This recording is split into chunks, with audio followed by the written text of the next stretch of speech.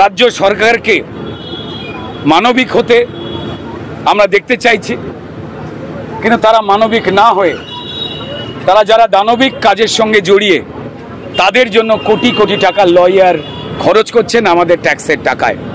পশ্চিমবঙ্গে আমাদের চাল ডাল রেশন আমাদের নামে আসে, কিন্তু আমরা পাই না।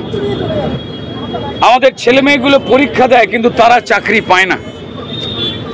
যারা এই পদ্ধতিটা ইনভেন্ট করেছে, যারা আর আমরা মিলিয়ে দিয়ে সুপার নিউমারিক শব্দ আবিষ্কার করেছে, তারা অনেক চতুর। তাই কোনো চতুর এবং সংগঠিত অপরাধকে সঠিক জায়গায় আনতে গেলে অনেক সিক্রেসি মেনটেন করতে হয় বলেই শুনেছি। আমার মনে হয় সেই পদ্ধতিতে সিবিআই বা ইনভেস্টিগেশন এজেন্সি তার কাজ করছে। তারা তাড়াহুড়োতে কোনো খবর বাইরে আনতে চাইছেন না বলেই তারা এই মৌনতা নিয়েছেন।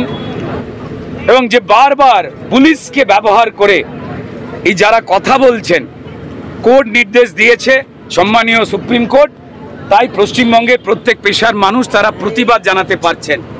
প্রতিবাদ জানানোটা মানুষের অধিকার, কিন্তু সেখানেও কোর্টের পারমিশন লাগে আমার এই রাজ্যে।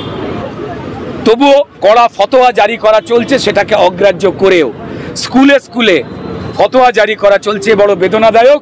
এবং কারা ভয় পাচ্ছেন তা স্পষ্ট। অপরাধী ধরা পড়বেই, শাস্তি হবেই, এটা আমরা প্রত্যেকেই কামনা করছি। তিনি যে রাজনৈতিক দলেরই হোক না কেন, তিনি যে পেশারই হোক না কেন, তিনি নারী হোক আর পুরুষ হোক না কেন, এই পরিপক্ক ষড়যন্ত্রের শিকার আমাদের এই বোনটি, যে সত্যি জেনে ফেলেছিল। আবার বলছি, তাই তাকে নৃশংসভাবে মার্ডার, এবং মার্ডারের একটা পার্ট হচ্ছে রেপ।